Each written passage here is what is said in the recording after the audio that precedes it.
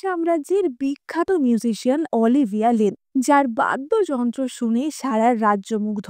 কিন্তু আদেও কি তার কোনো প্রতিভা আছে, নাকি সে তার কুৎসিত দিদি এমার প্রতিভাকে ব্যবহার করে রাজকুমারের কাছের মানুষ হতে চায়? হিংসার বশে সে তার দিদিকে জ্যান্ত কবর দিতেও দুবার ভাবে না। মৃত্যু থেকে ফিরে এসে কিভাবে এমা তার মা আর বোনের থেকে প্রতিশোধ নেবে, সেই নিয়েই আজকের আমাদের ভীষণই ইন্টারেস্টিং এবং রোম্যান্টিক একটা হিস্টোরিক্যাল ড্রামা এক্সপ্লেন করব। তাহলে চলো শুরু করা যাক। আর শুরু করার আগে তোমরা কিন্তু সাবস্ক্রাইব করতে একদম ভুলবে না। ড্রামার প্রথম দৃশ্যে আমরা আমাদের প্রধান চরিত্র এমাকে দেখতে পাই। আমরা দেখতে পাই এমাকে জীবন্ত কবর দেওয়া হচ্ছিল। সে ক্ষতবিক্ষত অবস্থায় অচৈতন্য হয়ে পড়েছিল এবং দুজন কর্মচারী তার উপর মাটি চাপা দিচ্ছিল। একজন কর্মচারী বলে যে লিন পরিবারের এই মেয়েটা এমন দুর্ভাগ্য নিয়ে কেন জন্মেছে বলতো? ওর বোনকে তো সবাই ভালোবাসে, এত আদর যত্ন করে। অপর কর্মচারীটি বলে যে চুপ করো, এসব কথা কখনো মালকিন আর অলিভিয়ার সামনে বলবে না। এই মেয়েটার ভাগ্যটাই খারাপ যে এই বাড়িতে জন্মেছে। এবার রাতের বেলা বৃষ্টি পড়ছিল এবং বিদ্যুৎও চমকাচ্ছিল, তাই কর্মচারী দুটি যেমন তেমন করে মাটি চাপা দিয়ে সেখান থেকে চলে যায়। এবং কিছুক্ষণ পর কবর থেকে উঠে আসে এমা। সে মনে মনে ভাবে যে আমি আমার মায়ের কাছে সবসময় ঘৃণার পাত্রী, আমার বোনের কাছে আমি কেবলমাত্র একজন সাবস্টিটিউট মিউজিশিয়ান। ওদের জন্য আমি পুরো জীবনটাই উৎসর্গ করে দিয়েছিলাম, আর ওরা ওরা আমাকে জীবন্ত কবর দিয়ে দিল। এবার আমরা ফ্ল্যাশব্যাকে দেখতে পাই যে এমার এমন অবস্থা কি করে হলো। আমরা এমা এবং তার বোন অলিভিয়াকে দেখতে পাই। অলিভিয়া দেখতে ছিল ভীষণই সুন্দর, কিন্তু এমার মুখে ছিল একটা ক্ষতর দাগ। তাই জন্য তার মাও তাকে তার বোনের থেকে কম ভালোবাসতো। এবার তাদের মা বেথ সেখানে আসে এবং অলিভিয়াকে বলে যে অলিভিয়া, তোমার জন্য দারুণ একটা খবর আছে। আমাদের রাজকুমার অ্যালবার্ট জানতে পেরেছে যে তুমি রাজধানীর সবচেয়ে ট্যালেন্টেড মিউজিশিয়ান। উনি আজ তোমাকে ম্যানশনে পারফর্ম করার জন্য ডেকেছেন। অলিভিয়া বলে যে মা, সত্যি বলছো? বেথ বলে যে হ্যাঁ, আমি রাজকুমারের ব্যাপারে শুনেছি। উনি নাকি রাজার সবচেয়ে প্রিয় রাজপুত্র। ছোটবেলায় রাজকুমার অনেকটা সময় সাধারণ মানুষদের সাথে কাটিয়েছেন, কিন্তু উনি সবার থেকে আলাদা। পরবর্তী মহারাজ হবার চান্সও ওনার সবচেয়ে বেশি। তুমি তাহলে মহারানী হবে। এবার এই কথা শুনে অলিভিয়া চিন্তিত মুখে বলে যে কিন্তু মা, রাজপুত্র জানে যে আমি মিউজিক বাজিয়েছি, কিন্তু সেগুলো তো আমার বাজানো না, কারণ সেগুলো আসলে তার দিদি এমার বাজানো ছিল। বেথ অলিভিয়াকে বলে যে ওগুলো তোমারই বাজানো, তুমি লি সাম্রাজ্যের প্রথম মহিলা মিউজিশিয়ান, আর এমা শুধুমাত্র তোমার ব্যাকগ্রাউন্ড মিউজিশিয়ান। বেথ এমাকে বলে যে এমা, তোমার মুখে এমন একটা দাগ আছে, তা তুমি যতই ভালো বাজাও না কেন কোনো লাভ হবে না। তাই তোমার এই ট্যালেন্ট কাজে লাগিয়ে তোমার বোনের একটা ভালো সম্বন্ধ পেতে সাহায্য করো। ও যদি রাজকুমারকে বিয়ে করতে পারে তাহলে তো তোমারও ভালো হবে, তাই না? এমা বলে যে ঠিক আছে। এবার আমরা রাজপ্রাসাদের দৃশ্য দেখতে পাই, যেখানে অ্যালবার্টের সামনে অলিভিয়া বাদ্যযন্ত্র অর্থাৎ গুকিন বাজাচ্ছিল। এবার সে পর্দার আড়ালে এসে একটি বাক্সের লাথি মারে এবং আমরা দেখতে পাই সেই বাক্সের ভেতর ছিল এমা, অর্থাৎ তারা মিউজিক্যাল ইনস্ট্রুমেন্টের বক্সে এমাকে ভরে সেখানে নিয়ে এসেছিল। এবার সব সময় যেখানেই অলিভিয়া আর কি পারফর্ম করতে যেত, সে পর্দার আড়ালে পারফর্ম করত, কিন্তু পর্দার আড়ালে আসলে এমা বাজাতো এবং অলিভিয়া খালি হাত নাড়ত। সবাই জানতো যে অলিভিয়া একজন বিখ্যাত এবং অত্যন্ত ট্যালেন্টেড মিউজিশিয়ান। এবার সেম প্ল্যান অনুযায়ী এমা পিছনে বসে বাজাতে থাকে এবং অলিভিয়া সামনে শুধুমাত্র হাত নাড়ার অ্যাক্টিং করতে থাকে। এবার প্রাসাদের চারিদিকে এমার বাজানো অপূর্ব সুরের গুঞ্জন ছড়িয়ে পড়ে এবং সেই মিউজিক শুনে রাজকুমারের মনে পড়ে যায় কিছু বছর পুরনো কথা, তার ছোটবেলার কথা। আজ থেকে 12 বছর আগে একটি মেয়েকে সে পাতার তৈরি একটি বাদ্যযন্ত্র বাজাতে শুনেছিল।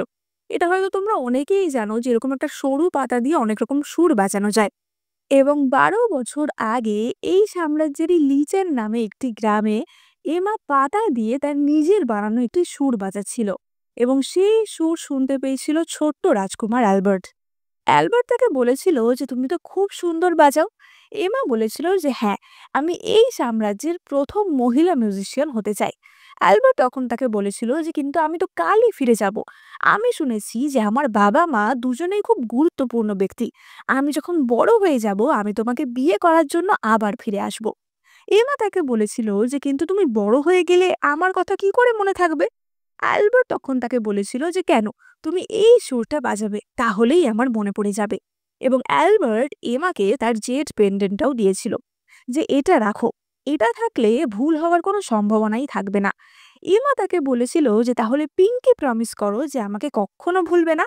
এবং তারা একে অপরকে কথা দিয়েছিল। এবার এত বছর পর সেই একই সুর শুনে অ্যালবার্ট চিনতে পারে যে এটাই কি তাহলে ছোটবেলার সেই মেয়েটা যাকে সে এত দিন ধরে খুঁজছে। এবার সে পর্দার দিকে এগিয়ে যেতেই পর্দার ফাঁক দিয়ে এমা অ্যালবার্টের কোমরের সেই জেট পেন্ডেন্টটা দেখতে পায়। যেহেতু এটা একটা শিলমোহর, তাই ছোটবেলাতে যেটা এমাকে দিয়ে দেওয়া হয়েছিল সেরকমই একটা অ্যালবার্টের কাছে ছিল। এবং সেটা দেখে এমা জানতে পারে যে এটাই তাহলে সেই রাজকুমার। কিন্তু তখনই অলিভিয়া বলে যে দিদি বাক্সে ঢোকো, রাজকুমার এখনই এখানে আসবে। এমা বলে যে অলিভিয়া, আমি সারা জীবন তোমার হয়ে বাঁচাতে পারবো, কিন্তু আজ না। এবং সে পর্দা থেকে বেরোতে যায়, কিন্তু তখনই তার মা তার মুখে রুমাল চাপা দিয়ে তাকে অজ্ঞান করে দেয়। এবং মা বোন দুজনে মিলে এমাকে সেই বাক্সে জোর করে ঢুকিয়ে দেয়। এবার অ্যালবার্ট যখন সেখানে আসে সেখানে কেবলমাত্র অলিভিয়া এবং তার মাই ছিল। সে অলিভিয়াকে জিজ্ঞাসা করে যে তুমি কি 14 বছর আগে লিচেন গ্রামে এসেছিলে? তুমি কি সেই সুরটা অনেকদিন আগে বাজানো শিখেছো? তুমি কি সেই মেয়েটা? অলিভিয়া মিথ্যে করে বলে যে হ্যাঁ, আমি সেই মেয়ে। আমি আমার মায়ের সাথে কিছুদিন ওই গ্রামে ছিলাম এবং সেখানে আমার একটা ছোট্ট ছেলের সাথে দেখা হয়েছিল। সেটাই কি তুমি? অ্যালবার্ট বলে যে হ্যাঁ, সেই ছেলেটাই আমি। আমি তোমাকে একটা জেট পেন্ডেন্ট দিয়েছিলাম, ওটা আছে তোমার কাছে? অলিভিয়া বলে যে হ্যাঁ, ওটা আছে আমার কাছে, কিন্তু ওটা না আমি আজকেই আনতে ভুলে গেছি। অ্যালবার্ট বলে যে তাতে কোনো সমস্যা নেই, আমি তোমাকে খুঁজে পেয়েছি সেটাই অনেক। ওদিকে বাক্সের ভিতর থেকে এমা ধাক্কা দিয়ে বাক্স খোলার চেষ্টা করে, কিন্তু বেথ সঙ্গে সঙ্গে সেই বাক্সের ওপর বসে পড়ে, যাতে এমা কোনোভাবে বেরোতে না পারে।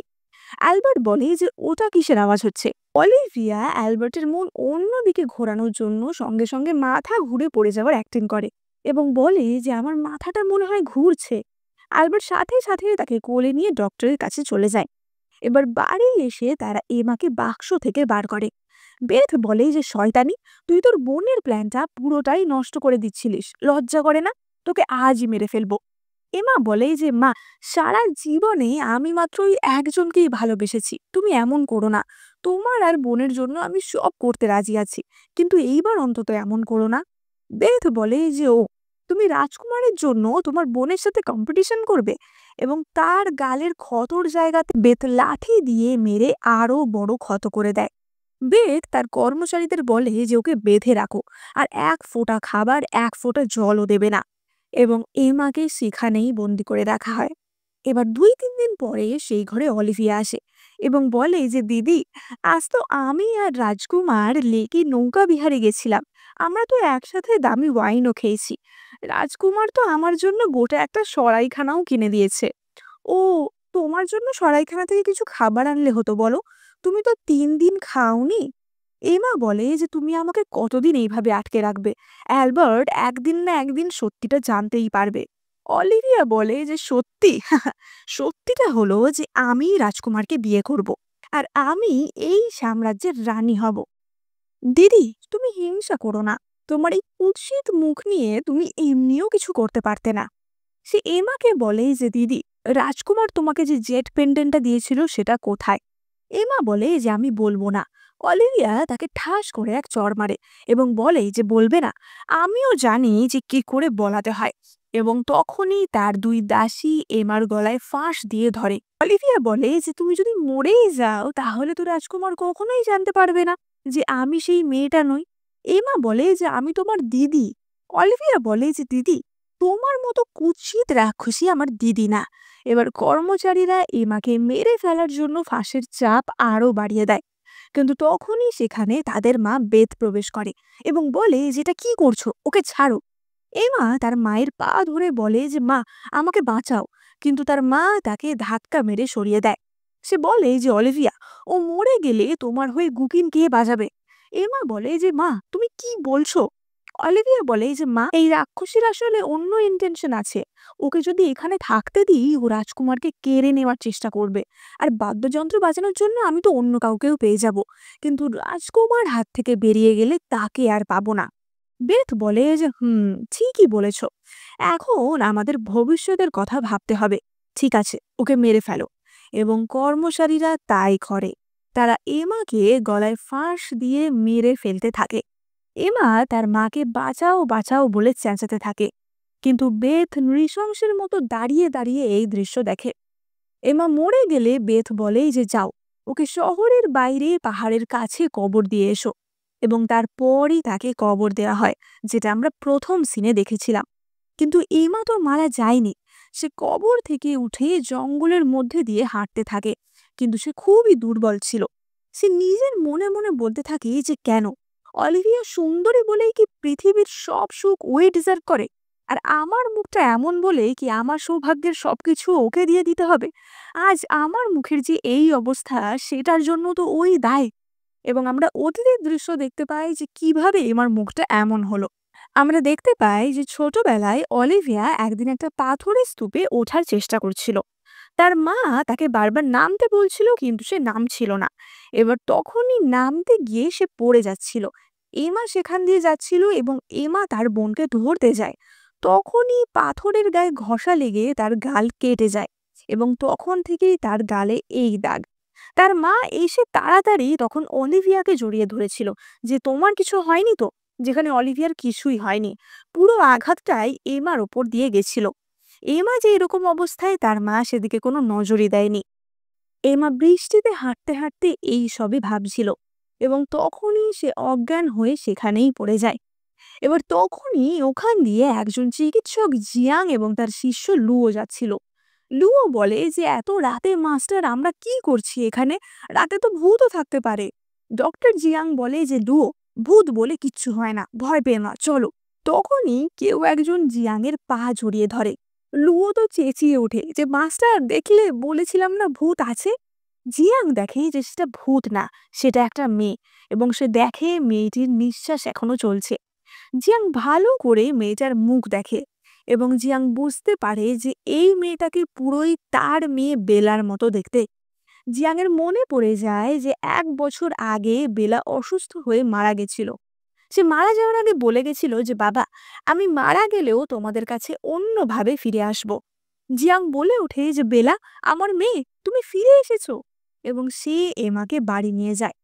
এবার অপরদিকে আমরা তো অলিভিয়া এবং অ্যালবার্টকে দেখতে পাই, যারা তো ডেট করে বেড়াচ্ছিল।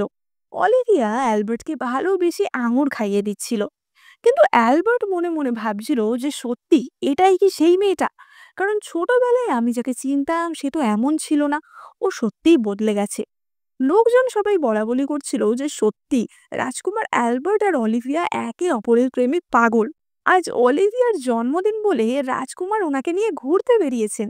সত্যি কি ভালো। এবং সাধারণ লোকজনের ভিড়ের মধ্যেই আমরা এমাকে দেখতে পাই, যার মুখে একটা টুপি ছিল, যেটা একটা পর্দা মতো লাগানো ছিল, এবং সে সাধারণ লোকজনের কথা শুনছিল।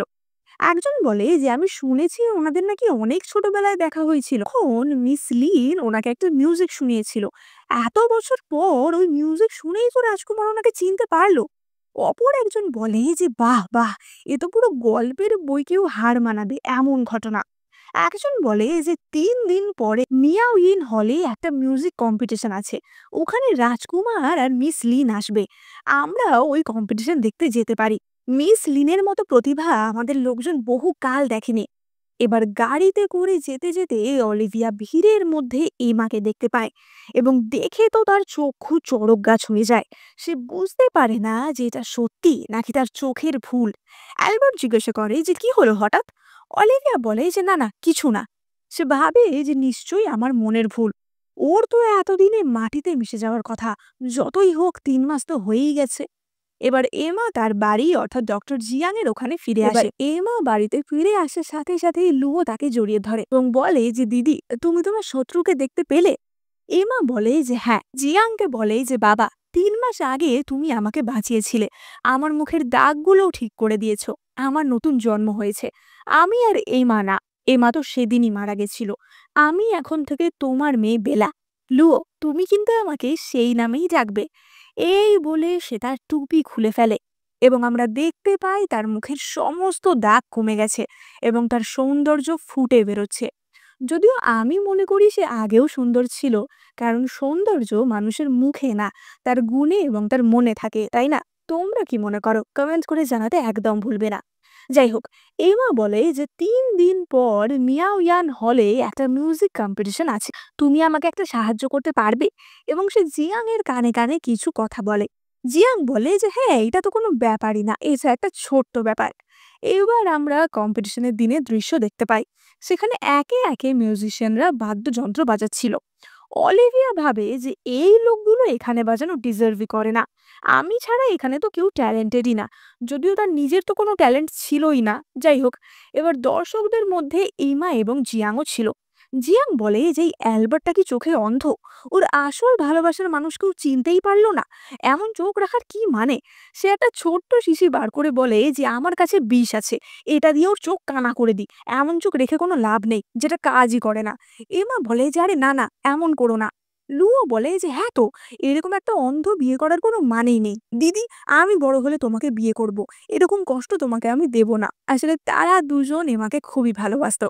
এবার উপস্থাপক ঘোষণা করে যে এবার আমরা প্রতিযোগিতা থেকে কিছুক্ষণের বিরতি নিচ্ছি এবং এখন আমরা একটা বিশেষ পারফরমেন্স দেখব। আমরা স্টেজে মিস অলিভিয়া লিনকে ডাকতে অসামান্য সঙ্গীত প্রদর্শনের জন্য। এবার আচমকা এই অ্যানাউন্সমেন্টে অলিভিয়া তো অবাক হয়ে যায়। এমা ভাবে যে অলিভিয়া, এবার দেখি যে তুমি কি পারফর্ম করো। সবাই বলতে থাকে যে সত্যিই তো, আমরা ভাবিনি যে মিস লিনের বাদ্যযন্ত্র এখানে শুনতে পাবো। রাজকুমারের সাথে বিয়ে হলে তো আর কখনোই আমরা ওনার সঙ্গীত শুনতে পাবো না। অলিভিয়া ভাবে যে এটা কি হচ্ছে, কেউ আমাকে আগে বলেনি কেন? তাছাড়া এমাও মারা গেছে, এখন আমি কি করে বাজাবো? আলবার্ট বলে যে অলিভিয়া, যবে থেকে তোমাকে ফিরে পেয়েছি তুমি আমাদের কিচ্ছু শোনাওনি, আজ কিছু একটা শোনা। অলিভিয়া বলে যে অ্যালবার্ট, আজ না, অন্য কোনো একদিন। আলবার্ট বলে যে চিন্তা করো না, আমি তো আছি তোমার সাথে। এবার অলিভিয়ার তো টেনশনে হাত কাঁপছিল, কিন্তু সবাই তো ওদিকে চিয়ার করতে শুরু করে দেয়। এবার অলিভিয়া তো বাজাতে বসে, কিন্তু সে তো বাজানো শুরুই করতে পারছিল না। লোকজন বলে যে কি ব্যাপার, ও বাজাচ্ছে না কেন? ৩ মাস বাজায়নি বলে কি বাজাতেই ভুলে গেছে নাকি? এরকম আবার হয় নাকি? অলিভিয়া বলে যে আসলে আমি তো সবসময় পর্দার আড়ালে বাজাই, আমি এত লোকজনের সামনে বাজাতে অভ্যস্ত নই। উপস্থাপক বলে যে মিস লিন, চিন্তার কোনো কারণ নেই, আপনার যাতে অসুবিধা না হয় তার জন্য আমরা একটা বিশাল পর্দার ব্যবস্থা করেছি। এবং তারা বিশাল একটা সিল্ক কার্টেন সামনে টাঙিয়ে দেয়। আসলে পর্দাটা তো আগে দরকার হতো, কারণ আসলে অলিভিয়া বাজাতোই না, এমা বাজাতো। কিন্তু এখন পর্দা টাঙিয়েই বা কি আর না টাঙিয়েই বা কি? এবার সবাই বলে যে কি হলো, পর্দাটা টাঙানো হয়ে গেছে, তাহলে বাজাচ্ছে না কেন? অলিভিয়া আবারও অজুহাত দেয় যে আসলে আজ আমার হাতে ভীষণ ব্যথা। তখনই জিয়াং বলে যে আরে এটা তো কোনো ব্যাপারই না, আমি ডাক্তার, আমি সারিয়ে দিচ্ছি। এবার সবাই জিয়াংকে চিনতে পারে এবং বলে যে ও, মাস্টার জিয়াং এখানে আছে, উনিও নিশ্চয়ই মিস লিনের বাজনা শুনতে এসেছেন। এবার অলিভিয়া তখনই নিজের নখ দিয়ে নিজের হাত কেটে দেয় এবং বলে যে এটা আপনি সারাতে পারবেন? ঠিক আছে, সারান। এবার অবভিয়াসলি যদি এক্ষুনি হাতটা কাটা যায় সেটা সঙ্গে সঙ্গে সারবে না, এটাই অলিভিয়া ভেবেছিল। অলিভিয়া বলে যে আসলে আমি এখানে আসার আগে একটা বাচ্চাকে বাঁচাতে গিয়ে এরম হয়েছে। বাচ্চাটা ঘোড়ার গাড়ির সামনে পড়েই যাচ্ছিল, তাই ওকে বাঁচাতে গিয়েই আমার হাতটা কেটে গেল। এবার লোকজন বলতে থাকে যে বাহ, কি সুন্দরী মেয়েটা, তার সাথে আবার ট্যালেন্টেডও, এখন তো দেখছি যে ভীষণ দয়ালুও। জিয়াং মনে মনে ভাবে যে সত্যি শয়তানিটার বুদ্ধি আছে, কিন্তু এমা এটা আগে থেকেই সন্দেহ করেছিল, তাই জন্য আমাকে বলে দিয়েছিল। জিয়াং হেসে বলে যে সত্যি মিসলিন, তোমার হাতে তো চোট লেগেছে, কিন্তু আমার কাছেও এমন একটা ওষুধ আছে যে একবার লাগালেই তোমার ক্ষত কমে যাবে। এবং জিয়াং এর ওষুধ লাগানোর সাথে সাথে অলিভিয়ার হাতের ক্ষত মিলিয়ে যায়। জিয়াং বলে যে মিসলিন, এবার আপনি বাঁচাতে পারবেন। এবার অলিভিয়া এবার নতুন অজুহাত দেয়। সে বলে যে এখানে যে বাদ্যযন্ত্রটা রাখা আছে সেটা অনেক পুরনো, কেবলমাত্র রুও লুই গুকিনি বাজায়। মানে রুও লুই হচ্ছে গুকিন যন্ত্রটির একটা স্পেশাল এডিশন বলা যেতে পারে বা একটা ধরন বলা যেতে পারে। কিন্তু এটা ভীষণই রেয়ার প্রকৃতির একটা গুকিন ছিল, ফলে সেটা সব জায়গায় পাওয়া যেত না। অলিভিয়া বলে যে এটা এখানে অ্যাভেলেবেল নেই, তাই আমি বাজাতে পারবো না। কিন্তু তখনই এমা ভিড়ের মধ্যে থেকে বলে ওঠে যে কে বলেছে নেই, এবং সে তার বাদ্যযন্ত্রটি নিয়ে স্টেজে ওঠে। সবাই তাকে দেখে বলে যে এটা আবার কি, এ মেয়েকে তো অপূর্ব সুন্দর দেখতে। অ্যালবার্ট ভাবে যে একে দেখে এত চেনা চেনা লাগছে কেন। এবার অলিভিয়া তো তাকে দেখে চমকে যায়। সে ভাবে যে এটা কি এমা? তা তো হতেই পারে না। হয়তো মুখের আদলে কিছুটা একরকম দেখতে, কিন্তু এমা তো এত সুন্দরী ছিল না, এটা নিশ্চয়ই অন্য কেউ। এবার এমা তার বাদ্যযন্ত্রটি দিয়ে বলে যে মিস লিন, এটা একটা রুও লুই গুকি টিউনিং করাই আছে, আপনি বাজাতে পারবেন। অলিভিয়া বলে যে ও তাই, ঠিক আছে, তোমাকে ধন্যবাদ। এমা বলে যে ধন্যবাদের কি আছে, সবাই আপনার মিউজিক শুনবে বলে অপেক্ষা করছে, তাহলে শুরু করুন। এবার লোকজনও বলতে থাকে যে অনেক হয়েছে, এবার শুরু করুন। এবার অলিভিয়া তো বাজাতে বসে, কিন্তু বাজানো শুরুই করতে পারে না। অ্যালবার্ট ভাবে যে যে মেয়ে ছোটবেলায় একটা পাতা দিয়ে এত সুন্দর সুর বাজাতে পারত, তার এখন বাজাতে এত সময় লাগছে কেন।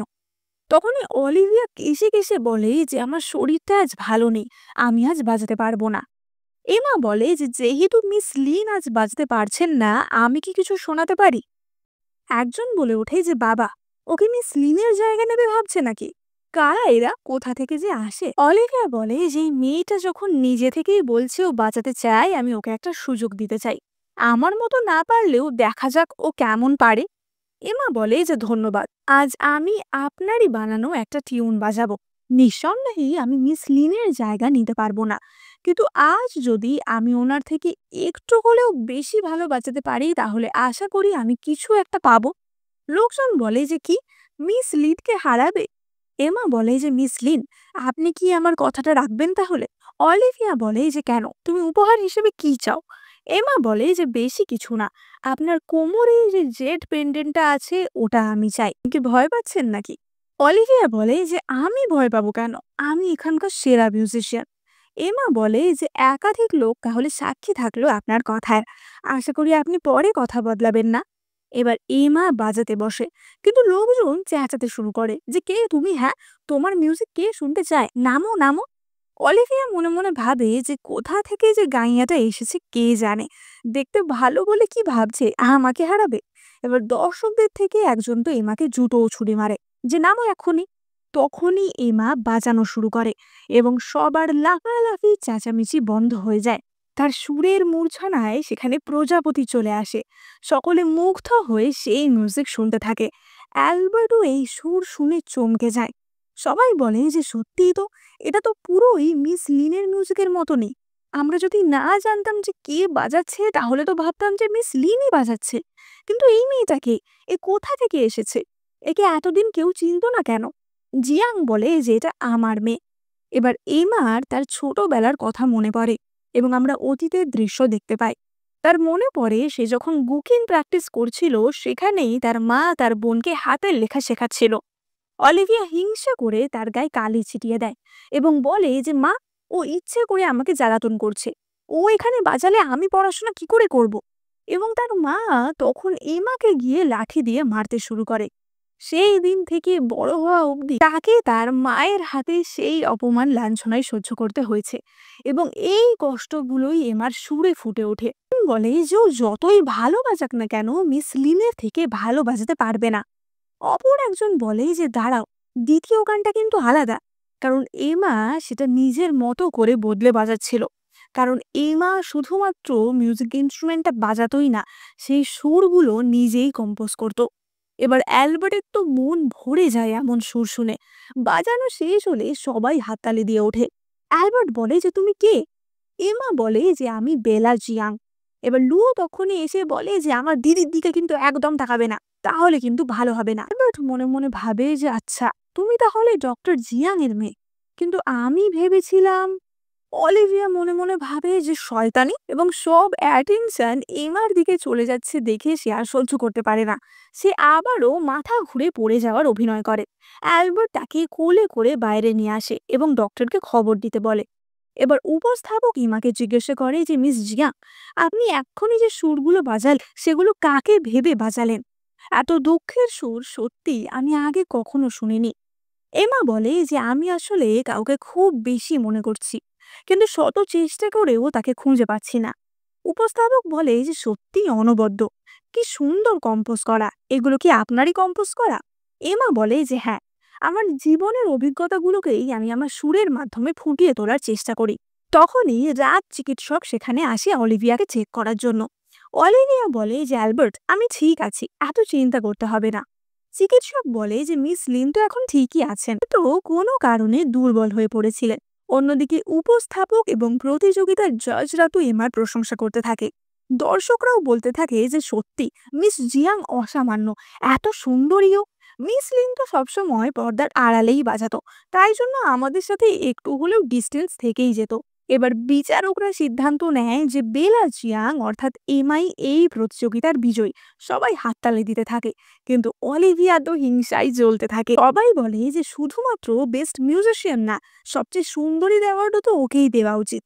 এবার এমা অলিভিয়ার কাছে গিয়ে বলে যে মিস লিন, আমি তো জিতে গেছি, এবার আমাদের কথা মতো জেট পেন্ডেন্টটা কিন্তু আমাকেই দেওয়ার কথা।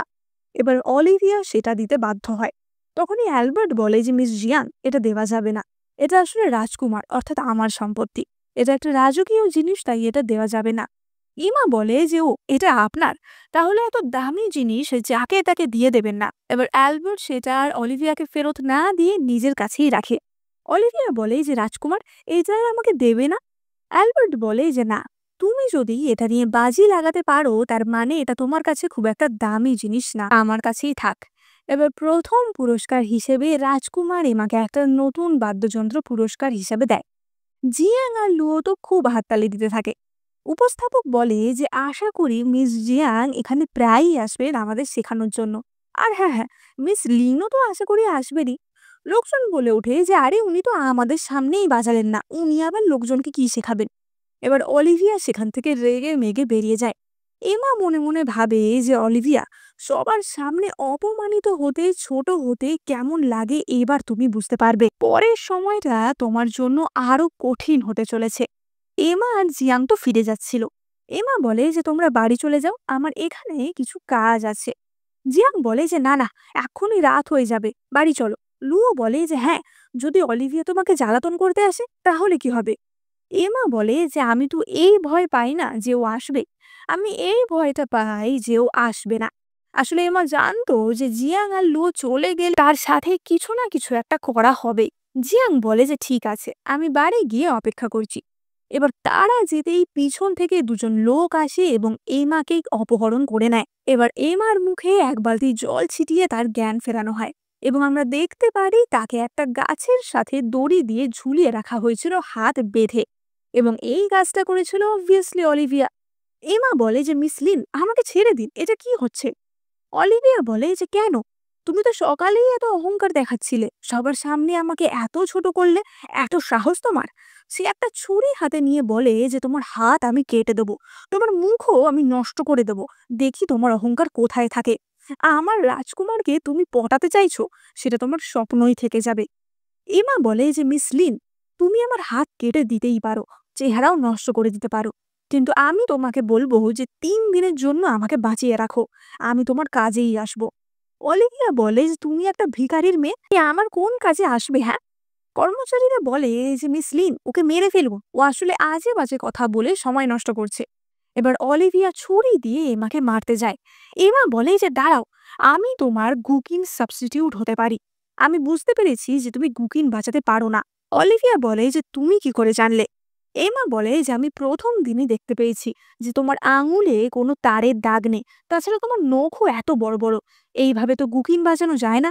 আমি তখনই বুঝেছি যে তুমি এই ইনস্ট্রুমেন্টটা বাজাতে পারো না। 3 দিন পর কিন্তু রাজকুমারী চ্যাংয়ের জন্মদিন, সেই দিন যদি তোমাকে পারফর্ম করতে বলা হয় তাহলে কি বলবে? কতদিন আর মাথা ঘোরার নাটক করবে? অলিভিয়া বলে যে আমি স্বীকার করছি যে আমি বাজাতে জানি না, তোমার কথায় জোর আছে, কিন্তু তুমি আমাকে অকারণে নিশ্চয়ই সাহায্য করবে না। বলো কি প্ল্যান তোমার? এমা বলে যে আমি তো সাধারণ মানুষ, আমি কেবলমাত্র টাকা পয়সার বিনিময়ে তোমার হয়ে বাঁচাতে রাজি আছি। অলিভিয়া বলে যে আমি যদিও তোমাকে বিশ্বাস করি না, কিন্তু এইটা ছাড়া আমার কাছে আর কোনো উপায় নেই। জন্মদিনে তুমি যদি ভালো বাজাতে পারো তাহলে আমি নিশ্চয়ই তোমাকে পুরস্কৃত করব। এবার আমরা অ্যালবার্টকে দেখতে পাই যে এমার কথাই ভাবছিল। তখনই এক কর্মচারী এসে খবর দেয় যে মিস লিন নিজে হাতে প্যাস্ট্রি বানিয়ে এনেছে। অ্যালবার্ট বলে যে ওকে ফিরে যেতে বলো, আমি এখন কারোর সাথে দেখা করতে চাই না, আমি একটু ফ্রেশ এয়ার চাই, আমি বাইরে যাচ্ছি, কেউ যেন আমাকে ডিস্টার্ব না করে। এবার রাজকুমার লেকের ধারে হাঁটতে গেছিল এবং তখনই সে সেই মিউজিক শুনতে পায়, অর্থাৎ সেই পুরনো মিউজিক। এবং গাছের ধারে পাতা নিয়ে এমাই সেই মিউজিকটা বাজাচ্ছিল। রাজকুমারের তো সেই সুর শুনেই পুরনো কথা মনে পড়ে যায় এবং তখনই সে এমাকে দেখতে পায়। সে তার কাছে গিয়ে বলে যে মিস জিয়াং, আপনি এখানে? এমা অর্থাৎ বেলা বলে যে রাজকুমার, আপনি, আমি জানতাম না যে আপনি এখানে আসবেন, আমি এক্ষুনি চলে যাচ্ছি। রাজকুমার বলে যে দাঁড়াও, তুমি কোথা থেকে গুকিন বাজানো শিখেছো? আমি তোমার মতো আর কাউকে শুনিনি। এমা বলে যে আসলে আমি এই সুরগুলো নিজেই কম্পোজ করি, আমি নিজেই শিখেছি। রাজকুমারের মনে পড়ে যে 12 বছর আগে সেই বাচ্চাটাও একই কথা বলেছিল, যে আমার মনে যেমন অনুভূতি আসে আমি তেমনই বাজাই, আমি নিজে নিজেই শিখেছি। এবার তখনই সেখানে ততক্ষণে লুও চলে আসে এবং বলে যে দিদি, মাছ ধরা হয়ে গেছে, এবার বাড়ি চলো। এবং তারা সেখান থেকে চলে যায়। এমা মনে মনে ভাবে যে অ্যালবার্ট যদি একেবারে বোকা না হয়ে থাকে তাহলে অলিভিয়াকে এবার সন্দেহ করবে। এবার অ্যালবার্ট ফিরে এসে দেখে যে অলিভিয়া তার জন্য পেস্ট্রি নিয়ে অপেক্ষা করছে। গার্ড বলে যে রাজকুমার, আপনি এসে গেছেন, মিস লিন আপনার সাথে দেখা না করে ফেরত যেতেই চাইছিলেন না। অ্যালবার্ট বলে যে ভালোই হয়েছে, এসো, আমার তোমাকে কিছু জিজ্ঞাসা করার আছে। এবার অলিভিয়া তো তার নিজের হাতে বানানো প্যাস্ট্রি অ্যালবার্টকে অফার করে। অ্যালবার্ট সেটা সরিয়ে বলে যে তুমি গুকিন বাজানো কোত্থেকে শিখেছো? অলিভিয়া তখন বলে যে আসলে আমি আমার প্রিয় মানুষদের জন্যই বাজাতে চেয়েছিলাম, তাই জন্যই আমি গুকিন বাজানো শিখেছি। এবার উত্তর তো মেলে না। ফলে অ্যালবার্ট একটু ডিসঅ্যাপয়েন্ট হয় এবং তার মনে সন্দেহ আরো গভীর হয়। অলিভিয়া বলে যে ওইসব ছাড়ো না, তুমি প্যাস্ট্রি খাও, আমি নিজে হাতে বানিয়েছি, দেখো না বানাতে গিয়ে আমার হাতও পুড়ে গেছে। অ্যালবার্ট বলে যে এখন আমি কিছু খাবো না, তুমি বাড়ি যাও। এবং সে গার্ডকে নির্দেশ দেয় অলিভিয়াকে বাড়ি অবধি ছেড়ে আসার জন্য। ফলে অলিভিয়া চলে যেতে বাধ্য হয়। এবার অ্যালবার্ট তার বডিগার্ডকে হুকুম দেয় যে অলিভিয়ার পিছনে লোক লাগাও। আমি জানতে চাই যে ও 12 বছর আগে সত্যি লিচেন গ্রামে গিয়েছিল কিনা। গার্ড বলে যে কিন্তু রাজকুমার, 3 দিন পর তো রাজকুমারীর জন্মদিন, সেই দিন অলিভিয়া ম্যাডাম নিজে থেকেই বলেছেন যে উনি বাঁচাবেন, তাহলে কি ওই দিন অবধি আমরা অপেক্ষা করব? অ্যালবার্ট বলে যে না, আর একদিনও অপেক্ষা করা যাবে না, এক্ষুনি ইনভেস্টিগেশন শুরু করো। এবার আমরা দেখতে পাই অলিভিয়া এবং তার মাকে। বেথ বলে যে উফ, আমার মেয়ে কি সুন্দরী, রাজধানীর সবচেয়ে সুন্দরী হলো তুমি, আমার জীবনে তুমি সবচেয়ে গর্বের জায়গা। এবার তখনই সেখানে এমা আসে। বেথ তো তাকে দেখে অবাক হয়ে যায় যে কি করে কারোর সাথে এতটা মিল থাকতে পারে। অলিভিয়া এমাকে একটা মাস্ক পরে নিতে বলে। এমা মনে মনে তার মায়ের উদ্দেশ্যে বলে, আজ যখন তোমার প্রিয় মেয়ের সবার সামনে ব্যাঙ্কুয়েটের রেপুটেশন নষ্ট হয়ে যাবে, তখন তুমি কতটা গর্ব করো তোমার মেয়েকে নিয়ে সেটাই আমি দেখব। এবং সে বেথের দিকে তাকায়, কিন্তু সেই তাকানোতেই বেথের হাওয়া বেরিয়ে যায় এবং সে ভয়ে কাঁপতে থাকে। আর আমরা প্রিন্সেস চ্যাং এর জন্মদিনের ব্যাঙ্কুয়েটের দৃশ্য দেখতে পাই। সেখানে অলিভিয়া তার 2 সাগরেদকে নিয়ে আসে, যাদের মধ্যে একজন এমাও ছিল। রাজকুমারী বলে যে মিস লিন, আপনি কি আজ আমার জন্য কিছু বাজিয়ে শোনাবেন? অলিভিয়া বলে যে নিশ্চয়ই, এবং সে তার সহকারীদের নিয়ে পর্দার আড়ালে চলে যায় এবং অলিভিয়ার জায়গায় এমা বসে গুকিন বাজাতে শুরু করে, যা শুনে সকলেই মুগ্ধ হয়ে যায়। কিন্তু রাজকুমারের সন্দেহ হয় যে কিছু একটা গন্ডগোল আছে। এবার রাজকুমারের পুরনো কথা মনে পড়ে। তার মনে পড়ে তাকে যখন লিচেন গ্রাম থেকে জোর করে বাড়ি নিয়ে যাওয়া হচ্ছিল, কারণ তার বাবা অসুস্থ ছিল, তাকে দেখতে চেয়েছিল। তাকে মহারাজের গার্ডরা জোর করে ঘোড়া গাড়ি করে নিয়ে যাচ্ছিল। এই সময় অ্যালবার্ট গাড়ির জানলা দিয়ে মুখ বার করে এমাকে দেখতে পায় এবং সে এমাকে জিজ্ঞাসা করে যে তোমার নাম কি, আমাকে বলো, আমি সারা জীবন মনে রাখবো, তোমাকে খুঁজে বার করব। এবং এমা তখন হোঁচট খেয়ে পড়ে যায় এবং বলে যে আমার নাম এমা লিন। এবার এই নামটাই এতদিন রাজকুমারের মনে পড়ছিল না, তাই জন্য অলিভিয়ার সমস্ত মিথ্যা সে সত্যি বলে মেনে নিয়েছিল। কিন্তু এই কথাটা রাজকুমারের এবার মনে পড়ে যায় এবং সে শিওর হয়ে যায় যে অলিভিয়া মিথ্যাবাদী। এবার তখনই এমা বাজাতে বাজাতে হঠাৎই সে নিজে আগের দিন যে সুরটা বাজিয়েছিল সেইটা বাজাতে শুরু করে। এবার সবাই বলতে থাকে যে কি হলো, এটা তো আগের দিন মিস জিয়াং বাজিয়েছিল। রাজকুমার সঙ্গে সঙ্গে উঠে পড়ে এবং সে বুঝতে পারে যে নিশ্চয়ই বেলাই তার মনের মানুষ, কিন্তু তা কি করেই বা সম্ভব। রাজকুমার গিয়ে পর্দা সরাতেই সেখানে এমাকে দেখতে পায়, অর্থাৎ বেলাকে দেখতে পায়, এবং বলে যে এতক্ষণ তুমি বাজাচ্ছিলে। এমা বলে যে হ্যাঁ, আমিই বাজাচ্ছিলাম। অ্যালবার্ট বলে যে তাহলে ছোটবেলায় আমি যাকে ভালোবেসেছিলাম সেটা কি তুমি? অলিভিয়া ছুটে এসে বলে যে না না, ওটা তো আমি। এই মেয়েটা আমাকে ফাঁসিয়েছে, ওর কথা বিশ্বাস করো না। রাজকুমার বলে যে চুপ করো, এবং সে পর্দা ছিঁড়ে ফেলে এবং সবাই সত্যিটা জানতে পারে। রাজকুমারী চিয়াং বলে যেটা কি হচ্ছে। এমা বলে যে এতক্ষণ আপনারা যেটা শুনছিলেন সেটা আমার বাজানো। বিখ্যাত গুকিং বাদক অলিভিয়া গুকিং বাজাতেই জানে না। সবাই তো অবাক হয়ে যায় যে এটা কি করে সম্ভব। অলিভিয়া বলে যে রাজকুমারী, মেয়েটা মিথ্যে কথা বলছে। আসলে আজ আমার শরীরটা একটু খারাপ, আমার হাতে ব্যথা, তাছাড়া অনেকদিন প্র্যাকটিসও হয়নি, তাই শুধুমাত্র আজকের জন্য আমি ওকে বাজাতে বলেছিলাম। এমা বলে যে তাই, তাহলে সবার সামনে উনি এখনই বাজিয়ে শোনান। অলিভিয়া বলে যে তুমি কে যে আমি তোমার কথা শুনবো। সে অ্যালবার্টকে বলে যে অ্যালবার্ট, আমার হাতটা তো আজকে ইনজিওর্ড, তুমি তো আমাকে বিশ্বাস করো তাই না, বলো। অ্যালবার্ট বলে যে তোমার হাতে ব্যথা তাই না, তাহলে এটা দিয়ে ওই সুরটা বাজিয়ে শোনাও তো যেটা ছোটবেলায় বাজাতে। এবং অ্যালবার্ট তাকে সেই পাতাটা দেয়। অ্যালবার্ট বলে যে সে কি, তোমার কি মুখেও ব্যথা নাকি? অলিভিয়া বলে যে আসলে এত বছর হয়ে গেছে, এটা কিভাবে বাঁচাতে হয় আমার মনেও নেই। অ্যালবার্ট বলে যে মিথ্যাবাদীদের আমি ঘৃণা করি। অলিভিয়া অ্যালবার্টের হাত ধরতে যায়, অ্যালবার্ট তাকে ধাক্কা মেরে ফেলে দেয়। অলিভিয়া বলে যে আমি বাঁচাতে পারি না ঠিকই, কিন্তু আমি সেই বাচ্চা মেয়েটা, আমি ছোটবেলায় ওই গ্রামে গেছিলাম, তুমি আমাকে জেড পেন্ডেন্টটা দিয়েছিলে বলো। তখনই রাজকুমারের গার্ড এসে খবর দেয় যে আসলে অলিভিয়া কোনোদিন লিচেন গ্রামে যায়নি। ওই গ্রামে গেছিল অলিভিয়ার দিদি এমা, কিন্তু তার দিদি 3 মাস ধরে নিখোঁজ। এডওয়ার্ড বলে যে তাহলে যার সাথে আমার দেখা হয়েছিল সেটা তোমার দিদি? অলিভিয়া বলে যে না না, সেটা আমি। অ্যালবার্ট বলে যে আর কত মিথ্যা কথা বলবে, এতদিন তো মিথ্যা কথা বলেই আসছো, সত্যি করে বলো যে তোমার দিদি কোথায়। অলিভিয়া বলে যে দিদি দিদি দিদি কি আছে ওই কুৎসিত মেয়ের মধ্যে? আমি জানতে চাও আমার দিদি কোথায়? আমি তোমাকে বলবো, কিন্তু তার জন্য তোমাকে আমায় বিয়ে করতে হবে। বলে যে গার্ডরা ওকে ধরো, ওকে এক্ষুনি আমি নির্বাসিত করলাম। অলিভিয়া বলে যে কি, আমাকে তাড়াবে? সব এই শয়তানের কাজ। এবং সে এমাকে মারতে যায়, কিন্তু এমা উল্টে তাকে ঠাস করে এক চড় মারে। অলিভিয়া বলে যে এত সাহস, আমাকে মারলে? এমা বলে যে সাহস কেন হবে না, এতদিন ধরে তুমি সবাইকে ঠকিয়েছ, এখানে যারা আছে সবাই তোমাকে চড় মারতে চায়। এমা ভাবে যে আজ তোমার সাথে যা হয়েছে তা আমার কষ্টের অর্ধেকও না, সেটাও তোমাকে ভোগ করতে হবে। অ্যালবার্ট বলে যে বেলা, তোমার সাথে আমার কথা আছে। এবং অ্যালবার্ট এমাকে একান্তে জিজ্ঞাসা করে যে তুমি কে। এমা বলে যে রাজকুমার, আপনি সত্যিই বুদ্ধিমান। এবং সেই তখন পাতা দিয়ে সেই সুরটা বাজিয়ে শোনায়। সে বলে যে আমি সেই মেয়ে যার সাথে আপনার দেখা হয়েছিল, কিন্তু অলিভিয়া আমার জেড পেন্ডেন্টটা চুরি করে নিয়েছিল। ও জানতো না যে ওই পেন্ডেন্টটা পাওয়ার পর ওই পেন্ডেন্টটায় আমি একটা অক্ষর খোদাই করে রেখেছিলাম, যেটা এমনিতে তো দেখা যায় না, কিন্তু কেবলমাত্র ময়লা হলেই দেখা যায়।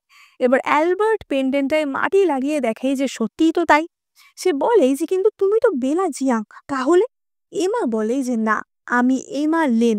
3 মাস আগে ওরা মা মেয়ে মিলে আমাকে মেরে পুঁতে দিয়েছিল। তারপর ডক্টর জিয়াং আমাকে বাঁচায়। আমাকে ডক্টর জিয়াং এর মৃত মেয়ে বেলার মতো দেখতে, তাই জন্য উনি আমাকে বেলার পরিচয় দেয়। অ্যালবার্ট তার হাত ধরে বলে আর আসতে সত্যিই দেরি হয়ে গেছে, আমি অলিভিয়া আর বেথকে মৃত্যুদণ্ড দেব। এমা বলে যে না, আমার প্রতিশোধ আমার একার। আর একটা কথা, আমি চাই না যে কেবলমাত্র ছোটবেলার একটা প্রমিসের জন্য তুমি আমাকে বিয়ে করো। আমি নিজেকে এই দুনিয়ার কাছে যোগ্য করে তুলতে, এর পরিচয় গড়ে তুলতে চাই। তারপর যদি তোমার মনে হয় যে আমি তোমার যোগ্য, তাহলে তুমি আমাকে বিয়ে করো। অ্যালবার্ট বলে যে নিশ্চয়ই, আমি তোমার জন্য সারা জীবন অপেক্ষা করতে রাজি আছি, এটা তো কোনো ব্যাপারই না। অপরদিকে অলিভিয়াকে তো রাজধানী থেকে বের করে দেওয়া হয়। সাধারণ লোকজনেরা তাদের ক্ষোভ অলিভিয়ার উপর উগরে দেয় যে এতদিন তোমার গান শোনার জন্য এত অপেক্ষা করতাম, এত দামি দামি উপহার পাঠাতাম, সব মিথ্যে। অলিভিয়া চেঁচিয়ে ওঠে যে কে বলেছিল তোমাদের এসব করতে, হ্যাঁ তোমরা নিজে থেকে এসব করেছো। এবার সবাই তার গায়ে পচা ডিম জঞ্জাল এই সব ছুটতে থাকে। অপরদিকে লুও এই খবর নিয়ে এমাকে দেয়। জিয়াং বলে যে ও তো এটারই যোগ্য, তুমি তো ভালো যে ওকে ছেড়ে দিলে। আমি হলে ওকে কাঠে কালা করে দিতাম, সারা গায়ে ফোসকা ফেলে দিতাম, বিষ খাইয়ে দিতাম। এমা হেসে বলে যে বাবা একটু দাঁড়াও, আমার বদলা নেওয়া এখনো শেষ হয়নি। আমার মায়ের সাথে দেখা করা এখনো বাকি আছে। এবার আমরা বেথকে দেখতে পাই, যে কিনা তার মেয়ে অলিভিয়ার সেবা করছিল, কারণ অলিভিয়ার এত অপমান সহ্য করে জ্বর এসে গেছিল। এবং তখনই দরজার আড়ালে আমরা এমার অবয়ব দেখতে পাই। তার মুখে সেই আগের মতো ক্ষতর দাগ, এবং তার পরনে ছিল সাদা পোশাক। এবং সে এখন এমা না, এমার আত্মা হিসেবে এখানে এসেছিল। এমা ভাবে যে মা, এত কিছুর পরেও তোমার বোনের জন্য মন কাঁদছে, আর আমাকে মেরে ফেলতেও তোমাদের একবারও কিছু মনে হয়নি। এবার বেথ বাইরে কিছু আওয়াজ শুনতে পায়, এবং তখনই তার ঘরের আলো নিভে যায়, এবং হাওয়ার তেজে দরজা খুলে যায়, এবং সেখানে দাঁড়িয়ে ছিল এমা, বা বলা ভালো এমার আত্মা। বেথ বলে যে কে কে তুমি? এমা আস্তে আস্তে ঘুরে ভুতুড়ে ভাবে বলে যে মা, আমাকে চিনতে পারছো না? বেথ বলে যে তুমি তুমি এখানে কি করে? এবং সে ভয় পেয়ে পড়ে যায়। বেথ বলে যে তুমি বদলা নিতে এসেছো, আমাকে কিছু করো না, অলিভিয়াকে কিছু করো না। এমা বলে যে মা, অলিভিয়াই শুধু তোমার মেয়ে, আমি না। বেথ বলে যে না না, তোমাকে যখন আমি জন্ম দিয়েছিলাম তখনই তোমাকে গলা টিপে মেরে ফেলতে চেয়েছিলাম। এবার আমরা অতীতের দৃশ্য দেখতে পাই এবং জানতে পারি যে বেথ ছোটবেলা থেকেই কেন এমাকে এত ঘৃণা করত। আমরা দেখতে পাই যে বেথ যখন প্রেগনেন্ট ছিল, একজন জ্যোতিষী বেথের ভাগ্য গণনা করে এবং বলে যে আপনার দুটি সন্তান হবে, দুটি মেয়ে।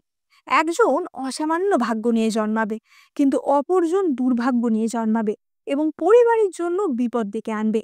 এবার যখন বেথের প্রথম সন্তান অর্থাৎ এমার জন্ম হয়, জন্ম দেওয়ার সময় বেথকে প্রচন্ড কষ্ট সহ্য করতে হয়। তাকে প্রায় 3 দিন লেবার পেন সহ্য করতে হয়।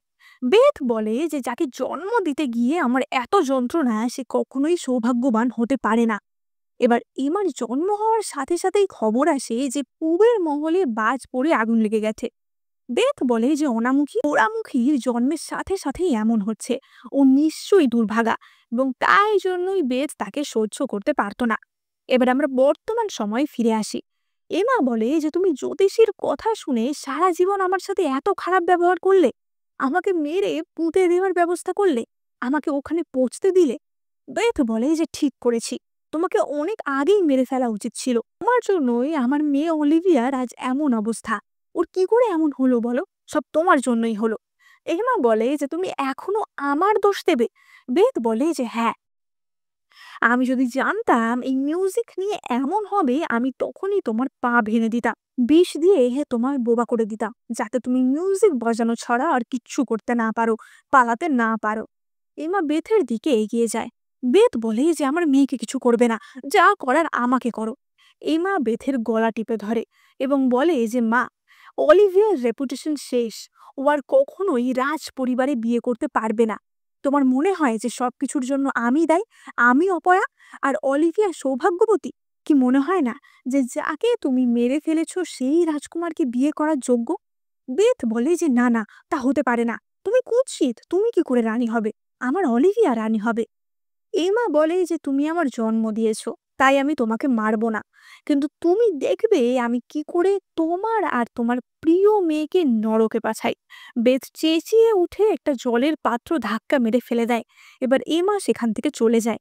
বেথের আওয়াজ শুনে তার কর্মচারীরা সঙ্গে সঙ্গে ছুটে আসে এবং এসে দেখে যে বেথ ভয়ে কাঁপছে। এবার অন্যদিকে এমা জিয়াং এর কাছে ফিরে আসে। কিছুদিন পর আমরা বেথ এবং অলিভিয়াকে দেখতে পাই। তারা একটি গয়নার দোকানে গেছিল এবং অলিভিয়া সেখানে কিছু লোকের আলোচনা শুনতে পায় যে রাজকুমার বেলা জিয়াং এর সাথে বিয়ে করার আয়োজন করছে। সেই উপলক্ষে রাজকুমার মিস জিয়াংকে অনেক উপহার পাঠিয়েছে, কিন্তু মিস জিয়াং এতই দয়ালু, এতই ভালো যে সেই সব মহামূল্যবান জিনিস দিয়ে তিনি একটা চ্যারিটির আয়োজন করেছেন। অর্থ দিয়ে উনি সাধারণ মানুষদের জন্য, গরিব মানুষদের জন্য ফ্রিতে খাবারের আয়োজন করেছেন। এমনকি উনি কাল মন্দিরে গিয়ে বন্যা আক্রান্তদের জন্য প্রার্থনাও করবেন। লোকজন বলে যে সত্যি অলিভিয়া রাজকুমারের যোগ্যই ছিল না, ভাগ্যিস ও ধরা পড়ে গেল, না হলে এতদিন এত মানুষকে ঠকিয়ে এসেছে, ও নাকি আমাদের রানী হবে। এবার অলিভিয়া এই সব কথা শুনতে পায় এবং সে বলে যে মন্দিরে গিয়ে প্রার্থনা, ওর প্রার্থনা আমি বের করে দেব। এবার আমরা পরের দিনের দৃশ্য দেখতে পাই। এমা এবং অ্যালবার্ট বুদ্ধদেবের কাছে প্রার্থনা করছিল। প্রার্থনা হয়ে গেলে এমা অ্যালবার্টকে জিজ্ঞাসা করে যে তুমি কি চাইলে? অ্যালবার্ট বলে যে আমি চাইলাম যাতে তোমার সমস্ত ইচ্ছা পূর্ণ হয়। এমা বলে যে কিন্তু আমার ইচ্ছা যদি নিষ্পাপ না হয় তাহলে? অ্যালবার্ট বলে যে যদি না হয় আমি জানি তার পিছনে নিশ্চয়ই কোনো কারণ থাকবে। এবার কিছু কর্মচারী তাদের দেখে আলোচনা করতে থাকে যে সত্যিই ওরা একটা পারফেক্ট কাপেল, পুরো মেড ফর ইচ আদার। কিন্তু তাদের পরই সেখানে অপর এক কর্মচারী আসে যার মুখে অনেক ক্ষতর দাগ ছিল এবং তাকে দেখে চেনাই যাচ্ছিল না যে এটাই অলিভিয়া। সে অ্যালবার্ট এবং এমার জন্য খাবার নিয়ে আসে, কিন্তু সেইটা খাওয়ার সঙ্গে সঙ্গেই এমার শরীর খারাপ হতে শুরু করে। অ্যালবার্ট বলে যে তোমার কি শরীর খারাপ লাগছে? এমা বলে যে হতে পারে অনেকক্ষণ খায়নি তো, তাই জন্য আমি একটু ঘরে গিয়ে রেস্ট নিই। এবার অন্য একজন কর্মচারী এসে এমাকে ধরে ঘরে নিয়ে যায়। এবার তার ঘরের বাইরে আমরা জিয়াং এবং লোকে দেখতে পাই। এবার ওদিকে অলিভিয়া চালাকি করে প্রাসাদের অপর প্রান্তে কিছু শুকনো ডালপালা নিয়ে সেখানে আগুন ধরিয়ে দেয় এবং চেঁচাতে থাকে যে আগুন আগুন আগুন লেগে গেছে। ফলে এমার ঘরের বাইরে যে সমস্ত সৈন্যরা ছিল তারা সবাই সেই দিকে ছুট দেয় এবং জিয়াং লুওকে বলে যে লুও, তুমি দিদির কাছে থাকো, আমি দেখে আসছি যে ওদিকে কি হয়েছে। এবার লুও যখনই এমার ঘরে ঢুকতে যায় তখনই অলিভিয়া লুওর মাথায় মেরে তাকে অজ্ঞান করে দেয় এবং এমার ঘরে ঢুকে বলে এবার আমি দেখব তোমাকে কে বাঁচায় আর কিভাবে বাঁচায়। এবার অলিভিয়া এমাকে বন্দি করে একটি গুহার মধ্যে বেঁধে রাখে এবং সেখানে এমার পায়ের তো গর্ত ছিল, যেই গর্তে সমস্ত বিষধর সাপেরা কিলবিল করছিল। অর্থাৎ দড়ি ছেড়ে দিলেই এমা সেই গর্তে পড়ে যাবে এবং বিষধর সাপের কামড় খেয়ে সেখানেই মারা যাবে। এবার এমার জ্ঞান ফিরতেই সে পায়ের নিচে সাপ দেখতে পায় এবং প্রচন্ড ভয় পেয়ে যায়। এবার অলিভিয়ারা তো তখনও জানতো না যে এটাই এমা। তারা ভাবছিল যে এটা হয়তো বেলা। অলিভিয়া বলে যে বেলা জিয়ান, তোমার জন্য কত সুন্দর সুন্দর সাপ এনেছি দেখো, চিন্তা করো না, তোমাকে এত সহজে মরতে দেব না। এমা বলে যে তুমি কি পাগল, অ্যালবার্ট কিন্তু তোমাকে ছাড়বে না। অলিভিয়া বলে যে অ্যালবার্ট, ও যতদিনে এই গুহাতে ততদিনে তুমি কঙ্কাল হয়ে যাবে। অবশ্য ও তো তোমাকে এত ভালোবাসে, তোমার মিউজিক শুনে চিনে গেল, তোমার হাড্ডি দেখেও নিশ্চয়ই চিনতে পারবে যেটা তোমার হাড্ডি। এবং সে এই বলে অলিভিয়ার জামা ছেড়ে দেয়, বলে যে তোমার এই গর্ত দিয়ে ঢুকে ঢুকে সাপগুলো যখন তোমায় কামড়াবে দেখবে কেমন লাগে, তুমি কার কাছে প্রার্থনা করবে। এবার এমা আর অলিভিয়া হাতাহাতি করতে করতে এমার জামার হাতের দিকটা কিছুটা সরে যায় এবং সেখানে বেত একটা কাটা দাগ দেখতে পায় এবং বেথের মনে পড়ে যায় অতীতের কথা। যখন অলিভিয়া সেই পাথরটা থেকে পড়ে গেছিল তখন এমা প্রচন্ড চোট পেয়েছিল এবং তার মুখের দাগের সাথে সাথে তার হাতটাও ভয়ানকভাবে কেটে গেছিল। ডক্টর তখন বলেছিল যে এই দাগগুলো কিন্তু সারা জীবন থাকবে, কোনোদিন সারবে না। বেথ বলে ওঠে যে এটা এটা এমা, ও মরেনি। অলিভিয়া বলে যে কি বলছো, এটা কখনোই সম্ভব না, ও তো কবেই মরে গেছে, আমরা নিজের চোখে দেখেছি, ওকে তো আমরাই পুতলাম, মনে নেই। এমা বলে যে তোমরা আমাকে একবার মেরেছো, আবার মারতে চাইছো। বেথ ভয় ভয় বলে যে এটাই এমা। অলিভিয়া বলে যে এমা হলেও বাকি, ওকে একবার মেরেছি, ওকে আবার মারবো, আমার রাস্তায় যে আসবে তাকে মরতে হবে। এই বলে অলিভিয়া দড়িটা ছেড়ে দেয় এবং এমা সাপ ভর্তি গর্তে পড়ে যাচ্ছিল। কিন্তু তখনই সেখানে জিয়াং এবং অ্যালবার্ট আসে এবং এমাকে বাঁচায়। অ্যালবার্ট বলে যে আমি এক্ষুনি অলিভিয়াকে মৃত্যুদণ্ড দেওয়ার ব্যবস্থা করছি। বেথ বলে যে না না, আমি সব করেছি, সব আমার দোষ, অলিভিয়া কিছু করেনি। অ্যালবার্ট বলে যে আমি নিজে চোখে দেখেছি যে অলিভিয়া এমাকে মেরে ফেলার চেষ্টা করছে, এইসব মিথ্যা আর চলবে না।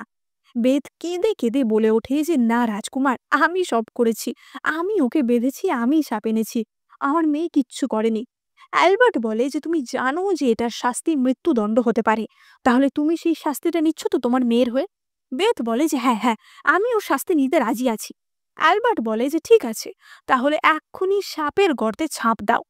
বেথ বলে যে আমি আমার মেয়ের পাপের শাস্তি নিতে রাজি। বেথ অলিভিয়ার গাল ধরে বলে যে মা মারা গেলে নিজের খেয়াল রেখো এবং বেথ ঝাঁপ দিতে যায়, কিন্তু গার্ড তাকে তখনই ধরে নেয় এবং বলে যে তোমার শাস্তি বিচার ব্যবস্থা দেবে। অলিভিয়া তখনই অ্যালবার্টকে বলে যে তুমি ইমার জন্য আমাকে মেরে ফেলতে চাইছিলে। অ্যালবার্ট তাকে ঠাস করে এক চড় মারে এবং বলে যে এমার নাম মুখে নিলে তোমার জিভ কেটে ফেলে দেবো। ওদের এক্ষুনি মিনিস্ট্রি অফ জাস্টিসের কাছে পাঠাও, আমি নিজে ওদের ইন্টারোগেট করব। অলিভিয়া বলে যে না না, আমি যাব না, ওখানে গেলে কেউ ফিরে আসে না। বেথ বলে যে শোনো অলিভিয়া, মনে রাখবে যা করেছি আমি করেছি, আমি তোমাকে শাস্তি পেতে দেব না, আমার কথা শুনে চলো। অলিভিয়া বলে যে কেন শুনবো তোমার কথা? তুমি শুনেছিলে আমার কথা যখন আমি বলেছিলাম যে এমার হাড্ডি পাসলি গুঁড়ো গুঁড়ো করে ওকে পুঁততে? তখন তো শোনোনি। তাহলে তো ওরা ফিরে আসার কোনো চান্সই থাকতো না। তোমার জন্যই সব হয়েছে। এবং অলিভিয়া নিজেই তার মাকে ঠেলে সেই সাপের গর্তে ফেলে দেয়। এমা তার মায়ের হাত ধরে তাকে বাঁচাতে চায়, কিন্তু সে বাঁচাতে পারে না। মৃত্যুর আগের মুহূর্তে বেথ রিয়েলাইজ করতে পারে যে সেই ভবিষ্যৎবাণীর কি মানে ছিল। কোন মেয়ে যে আসলে তার জন্য সৌভাগ্য আনবে এবং কোন মেয়ে দুর্ভাগ্য আনবে সেটা মৃত্যুর ঠিক আগের মুহূর্তে বেথ বুঝতে পারে। কিন্তু ততক্ষণে অনেক দেরি হয়ে গেছিল। সে যাকে এত আদর যত্ন ভালোবাসা দিয়ে মানুষ করেছে সেই তার মৃত্যুর কারণ হয়ে দাঁড়ালো। সাপের গর্তে পড়ার সাথে সাথেই একটি বিষধর সাপ এসে বেথের গলায় কামড় দেয়। ফলে বেথ সেখানেই মারা যায়। অলিভিয়া বলে ওঠে যে এটা ওর কর্মফল, এটাতে আমার কিছুই করার ছিল না, আমি কিন্তু কিছু করিনি, আমার দোষ। কুমার, সমস্ত দোষ কিন্তু এমার। রাজকুমার, এমা কিন্তু তোমার সাথে প্রতারণা করেছে। ও এমা হয়ে বেলা বলে নিজের পরিচয় দিয়েছে। ওর তো শাস্তি হওয়া দরকার, ওকে মেরে ফেলো। অ্যালবার্ট তখনই বলে যে ওকে নিয়ে যাও। অলিভিয়া বলে ওঠে হ্যাঁ হ্যাঁ, এমাকে নিয়ে যাও, ওর মুন্ডু কেটে ফেলো, ও নাকি রানী হবে। এবার গার্ডরা অলিভিয়াকে ধরে। অলিভিয়া বলে যে না না, আমাকে না, ওকে নিয়ে যাও। কিন্তু গার্ডরা অলিভিয়াকে ধরে টানতে টানতে নিয়ে চলে যায়। রাজকুমারের বডিগার্ড এসে বেথের নার্ভ চেক করে এবং বলে যে বেথ মারা গেছে। রাজকুমার এমাকে বলে যে যতই হোক উনি তোমার মা, ওনাকে সম্মানের সাথে কবর দেওয়ার ব্যবস্থা করছি। আর এবার থেকে কিন্তু আমার কাছে কিচ্ছু লুকাবে না। আমি মন্দিরেই বুঝতে পেরেছিলাম তুমি আমার কাছে কিছু লুকাচ্ছ। এবার আমরা ফ্ল্যাশব্যাকে দেখতে পাই যে রাজকুমার তখনই বুঝে গেছিল যে কিছু একটা সমস্যা হয়েছে এবং সে তার গার্ডকে ডেকে এমাকে প্রোটেক্ট করার কথা বলে। তাই জন্যই তারা এত তাড়াতাড়ি এখানে পৌঁছাতে পেরেছিল। জিয়াং বলে যে আমারই ভুল, আমি ওই শয়তানি মেয়েটার ফাঁদে পড়ে ওই আগুন লাগার দিকে চলে গেছিলাম। লুও বলে ওঠে যে না, আমার ভুল, আমাকে ও মেরে তোমাকে এখানে কিডন্যাপ করে আনলো, আমি এর বদলা নেবই। আসলে তালাবে সত্যিই এমাকে খুবই ভালোবাসতো। যাই হোক, এবার এমার মায়ের মৃতদেহ সেখান থেকে বের করা হয়। এমা বলে যে অলিভিয়া, এবার আমি তোমার সাথে সব হিসাব সমান করব। এবার আমরা পরবর্তী দৃশ্যে দেখতে পাই যে অলিভিয়াকে জেলে বন্দি করা হয়েছিল এবং খাবার জন্য তাকে কেবলমাত্র রাইস কেক দেওয়া হয়। অলিভিয়া বলে যে কি, আমি এরপর রানী হব? তোমাদের সাহস হয় কি করে আমাকে এরম কুকুরের মতো খাবার দেওয়ার? এবার তখনই সেখানে এমা আসে। অলিভিয়া তো জেল থেকে হাত বার করে এমাকে মারতে যায়, কিন্তু গার্ড অলিভিয়াকে ধাক্কা মেরে ঢুকিয়ে দেয়। এবার এমা জেলের ভিতরে ঢোকে। অলিভিয়া বলে যে আমি যখন রানী হব তোমাকে আমি ছাড়বো না, তোমাকে আমি কুচি কুচি করে কেটে ফেলবো। উচিত কোথাকার। আসলে অলিভিয়া ভীষণই ফ্রাস্ট্রেটেড হয়ে গেছিল, এতটাই যে সে প্রায় পাগলের মতো করছিল এবং সে এমাকে মারতে আসে। এমা তার হাত ধরে ফেলে দেয়। এমা বলে যে শোনো, তোমার ব্যাপারে যে একটা মাত্র মানুষ কেয়ার করতো সে মারা গেছে, আর তুমি নিজের হাতে তাকে মেরেছ। এবার তোমার কি হবে বলো? আর তোমাকে বলে রাখি, রাজকুমার তোমার জন্য সবার সামনে মৃত্যুদণ্ডের ব্যবস্থা করেছে, কিন্তু আমি রাজকুমারকে বারণ করেছি এমনটা না করতে। রিয়া বলে যে কি, আমি বিশ্বাস করি না, তুমি আমাকে কেন দয়া করবে? এমা বলে যে আমি তোমাকে দয়া করিনি, মৃত্যু তো তোমার জন্য খুব সহজ একটা শাস্তি, কিন্তু আমি তার থেকেও কঠিন শাস্তি তোমার জন্য ভেবে রেখেছি, আশা করি সেটা তুমি সহ্য করতে পারবে। অলিভিয়া তখন বলে ওঠে যে না না, তুমি মরে গেছো, এই সব কিছু মিথ্যা। এবার আমরা দেখতে পাই যে অলিভিয়ার হাত পায়ে শিকল পরিয়ে দেওয়া হয় এবং তার পিঠে তার মায়ের যে কবরের পাথরটি অর্থাৎ স্টোনটি ছিল সেটি বেঁধে তাকে জঙ্গলে ঘোরানো হয় এবং এটাই ছিল তার শাস্তি। কর্মচারীরা তাকে মারতে মারতে এখান থেকে ওখানে নিয়ে যায়। অলিভিয়া তখনও ডিলিউশনাল হয়েছিল। সে বলে যে আমি কিন্তু রানী হব, তোমরা যদি আমাকে না মারো কিন্তু তোমাদের অনেক পয়সা দেব। কর্মচারীটি বলে যে এইমা তো অনেক ভালো যে অলিভিয়ার জন্য এখানেও একটা ডাক্তার পাঠিয়েছে যাতে অলিভিয়া মারা না যায়। যে নিজের মাকে মেরেছে তার তো অনেক আগেই মরে যাওয়া উচিত ছিল। এবার আমরা পরবর্তী দৃশ্যে দেখতে পাই যে মহারাজ অ্যালবার্টের জন্য একটি ডিক্রি পাঠান, যেখানে লেখা ছিল যে অ্যালবার্ট অত্যন্ত যোগ্য হওয়ার কারণে সে আজ থেকে যুবরাজ পদে অধীন হবে এবং পূর্ব সাম্রাজ্যের সমস্ত দায়িত্ব পাবে। এবার আমরা মহারাজ এবং মহারানীকে দেখতে পাই। তারা অ্যালবার্টের বিয়ে নিয়ে আলোচনা করছিল। মহারানী বলে যে বিয়েটা কিন্তু একটা সম্পূর্ণ রাজনৈতিক ব্যাপার। অ্যালবার্টের এমন কাউকে বিয়ে করা উচিত ছিল যাকে বিয়ে করাটা রাজনৈতিক দিক থেকে আমাদের জন্য লাভবান হবে। কিন্তু এটাও কাকে বিয়ে করছে? ওকে বেশি তাড়াহুড়ো করে ফেলছে না? মহারাজ বলেন যে এই মেয়েটার রেপুটেশন শুনেছি খুব ভালো। এক কাজ করা যাক, আমরা কাউকে পাঠাই ওকে টেস্ট করার জন্য, তারপর আমরা ঠিক করতে পারবো। এবার মহারাজ তার একজন কর্মচারী টিমকে আদেশ দেয় ছদ্মবেশে এমার পরীক্ষা নেওয়ার জন্য, যে সত্যিই এমা রাজকুমারকে বিয়ে করার যোগ্য কিনা। এবং টিম ভিখারির বেশ এমার যাতায়াতের রাস্তায় বসে থাকে। এবার সে এমাকে দেখে ভাবে যে জামা কাপড় দেখে তো মনে হচ্ছে না রানী হওয়ার যোগ্য। এমা কাছে আসতেই টিম কেঁদে কোকিয়ে ওঠে যে কতদিন খেতে পাইনি মা, দুটি ভিক্ষা দাও একটু খাই। লুও বলে যে আমাদের কাছে কোনো টাকা নেই, কিন্তু আমার কাছে এই অর্ধেক কেকটা আছে, এটা নেবে? এমা লুওকে থামিয়ে দিয়ে টিমকে বলে যে তুমি বললে 3 দিন তুমি কিছু খাওনি, তাই তো? টিম বলে যে হ্যাঁ, সত্যিই আমি 3 দিন ধরে কিচ্ছু খেতে পাইনি। 1 মাস ধরে আমি ভিক্ষা করে কাটাচ্ছি। এমা বলে যে তাহলে 1 মাস তুমি কোথায় ছিলে? সব জায়গায় বন্যা হওয়ার ফলে ব্রিজের নিচে তো সব জায়গায় জল জমে আছে, কোনো ব্রিজের নিচেই আজকাল শোয়া যায় না, তাহলে তুমি কোথায় ছিলে? লুও বলে যে হ্যাঁ ঠিক তো, আমরা তো বন্যা কবলিত এলাকায় গিয়ে এরকম অনেক লোককে বাঁচিয়েছি। তুমি এখানে কোথায় থাকলে তাহলে? কি মিথ্যে কথা বলছো? এবার টিম তো এই অ্যাকিউজেশন শুনে কান্না শুরু করে দেয় যে কি, তোমরা কি নির্দয়? একটা গরিব লোককে সাহায্য করছোই না, আবার তাকে মিথ্যে কথা বলছো? কি বাজে তোমরা! এবার লোকজন তো এইসব ড্রামা দেখে জড়ো হয়ে যায়। তারা বলাবলি করতে থাকে যে এই মেয়েটারই রাজকুমারের সাথে বিয়ে হবে না? ওকে তো লোকে নাকি দয়ালু বলে, তো একটা ভিখারির সাথে এমন করছে কেন? ছি ছি। এমা বলে যে ঠিক আছে, আমি তোমার সাথে কথা বাড়াতে চাইছিলাম না, কিন্তু তুমিই ছাড়ছো না, তাই বলতে বাধ্য হচ্ছি। তোমার মুখে ময়লা থাকলেও গলা একদম পরিষ্কার, মুখ একদম পরিষ্কার। কেমন ভিখারি তুমি? লুও বলে যে হ্যাঁ তো, তুমি তো দেখছি আমার থেকেও পরিষ্কার। টিম বলে যে আসলে আমি নদীতে স্নান করেছি। এমা বলে যে তাই? তাহলে এই অফিসিয়াল জুতোগুলো তোমার পায়ে এলো কি করে? টিম সঙ্গে সঙ্গে জুতো লুকায়। এমা বলে যে জেলে যাবে নাকি আমার চোখের সামনে থেকে বিদায় হবে বলো, এবং টিম সঙ্গে সঙ্গে ছুটে পালায়। সবাই এমার বুদ্ধির এবং পর্যবেক্ষণ ক্ষমতার প্রশংসা করতে থাকে। এবার টিম গিয়ে মহারাজ এবং মহারানীকে বলে যে কি হয়েছিল। সে বলে যে আমি তো ভিখারি সেজে বসে থাকলাম, কিন্তু ও তো আমাকে একটা কয়েনও দিল না, তাড়িয়ে দিল। এবার মহারাজ আর মহারানী শুনে বেশ খুশি হয়। তারা জিজ্ঞাসা করে যে ও কি করে বুঝলো যে তুমি আসল ভিখারি না? এবং টিম তাদের সবকিছু এক্সপ্লেন করে বলে। তারা বুঝতে পারে যে এমা সত্যিই বুদ্ধিমতী এবং সে রাজকুমারের স্ত্রী হওয়ার উপযোগী। মহারানী বলে যে শুনেছি নাকি এমা খুব সুন্দর গুকিন বাজাতে পারে। একজন মানুষের আর্টিস্টিক ক্ষমতা সে মানুষ হিসেবে কেমন সেটাও কিন্তু প্রদর্শন করে। আমরা অ্যানুয়াল গ্যাদারিং অফ মিউজিকের দিন দেখব যে ও কেমন বাজায়। এবার সেই দিন এমা খুব সুন্দর গুকিন বাজায়, সবাই সেই মিউজিক শুনে মোহিত হয়ে যায়। এমনকি এমার সুরের জাদুতে চারিদিক থেকে প্রজাপতিরা চলে আসে। তখনই অ্যালবার্ট উঠে দাঁড়িয়ে সেই পাতা দিয়ে সেই সুরটা বাজায় এবং তাদের যুগলবন্দিতে সকলে মুগ্ধ হয়ে যায়। এমার কাছ থেকে একটা প্রজাপতি গিয়ে রাজকুমারের হাতে বসে এবং পুরো পরিবেশটাই ভীষণই ম্যাজিক্যাল হয়ে যায়। মনে হয় যেন পৃথিবীর বুকেই স্বর্গ নেমে এসেছে।